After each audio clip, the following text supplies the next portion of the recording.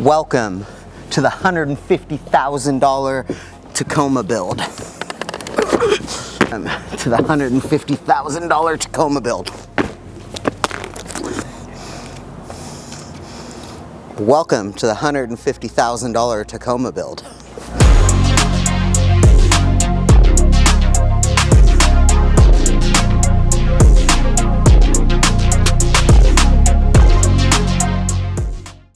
As a kid, you always dream of having a monster truck. You know, something big and tall, big old tires, nice sweet bent rock sliders, all the suspension. This all could be yours for $150,000. Dealer markup supply. Let's cut to the shop to tell you all about all the cool going on in here. So this is one of my good customers, 2019 Toyota Tacoma. We actually got this vehicle when it was brand new. We started with the Armor. We did a mild lift on it back in the day, some Bilstein 6200s or whatever the hell those things are called. And then it kind of just evolved. He started buying parts. First he bought a Marlin Crawler crawl box and it sat around for a while. We went to install that. It turned out he bought the wrong one, couldn't return it, had to sell it. Now it has a Northwest Fabs Eco box in it. We did a custom 3-link rear in the back. It's a 4-wheel underground link kit, 14-inch ADS coilovers. It has the TK1 racing sway bar on it. They did these really cool air shocks, so it has a progressive rate sway bar. So it actually, when he's about to tip, it kind of settles it. I truly don't understand how that works. Kind of magic. But on this rendition of building it, we went ahead and installed the 74 Weld portals. Pretty cool setup. Actually went together pretty nice and easy. I don't know what to say after that though.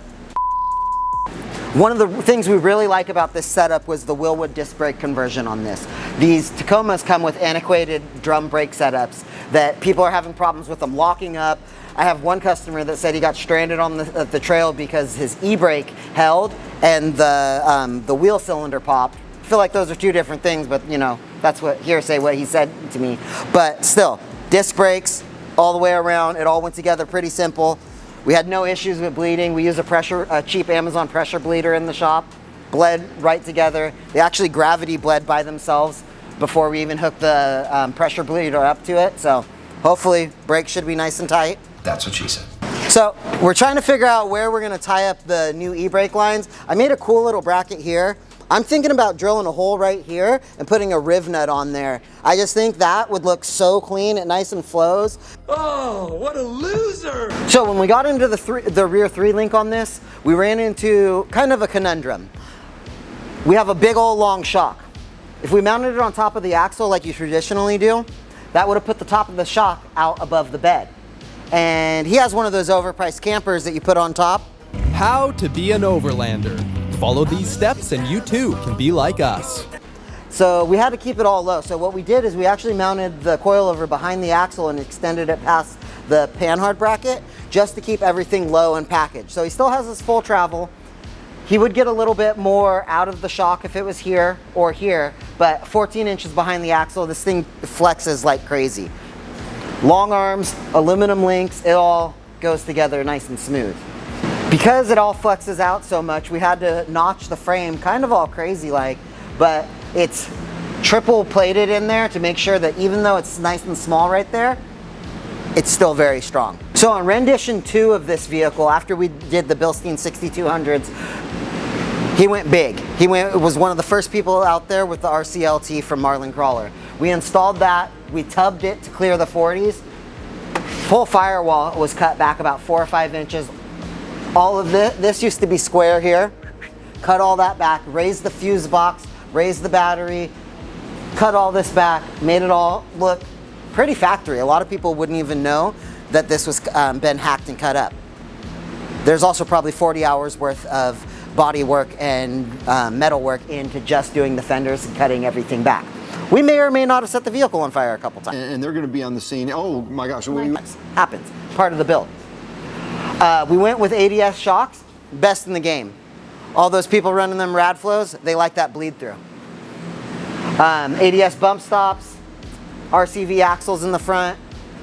He's on boot number 3. RCV, up your game because he's going to rip these ones again too.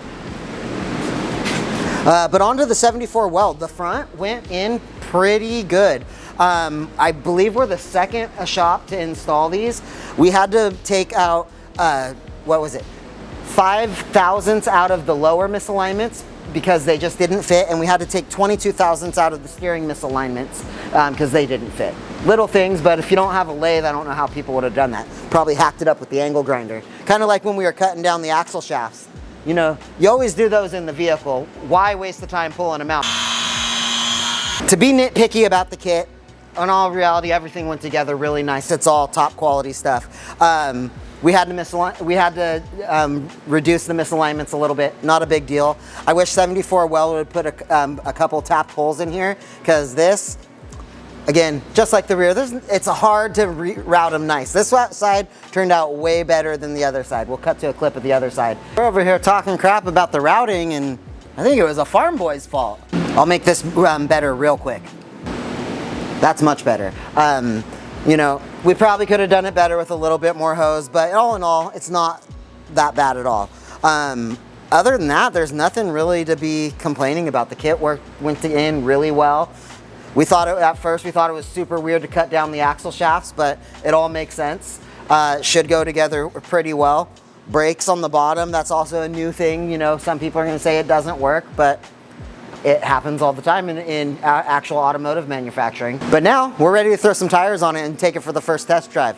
Yo, farm boy, can you put some tires on?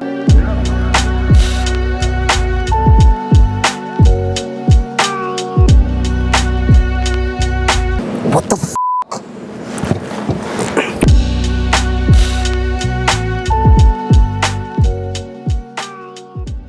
Now that we got this pig on the ground, got to move the Camry out of the way so that we can back this out.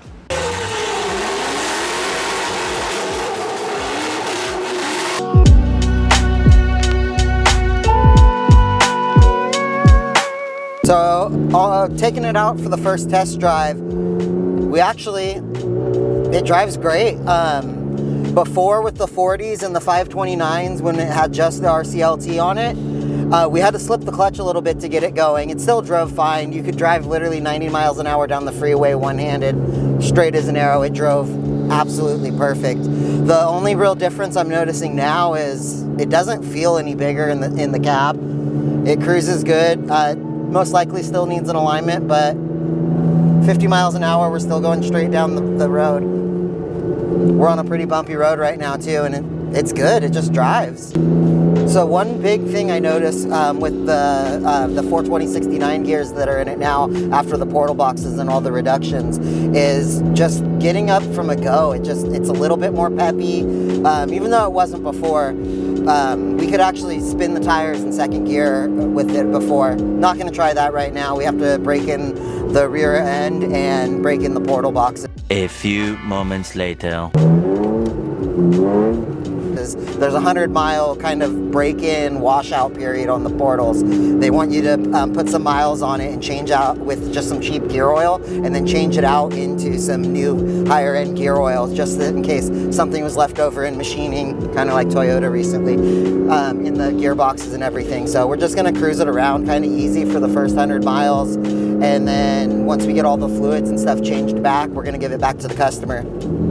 So on our Instagram reel, everybody was talking about it not having any power, it's gutless, but we were able to start in second gear.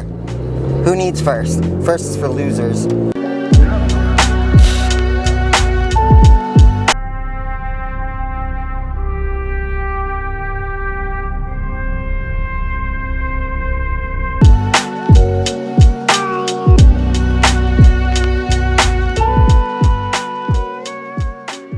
All right, so here at Hot Metal Fab, we do a little bit of everything.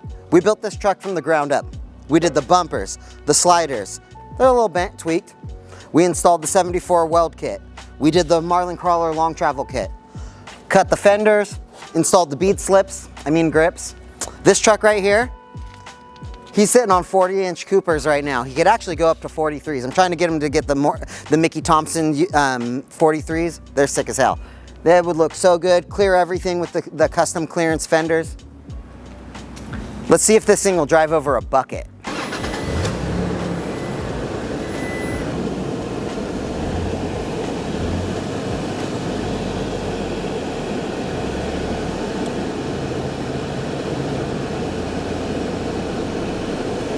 Did I hit the dick? It doesn't clear the dick. It doesn't clear the dick.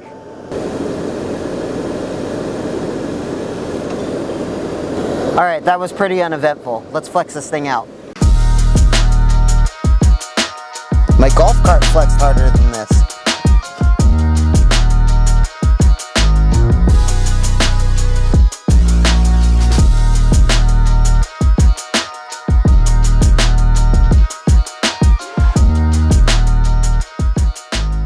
But that's a wrap on the RCLT 74 Weld build Tacoma. $150,000 build.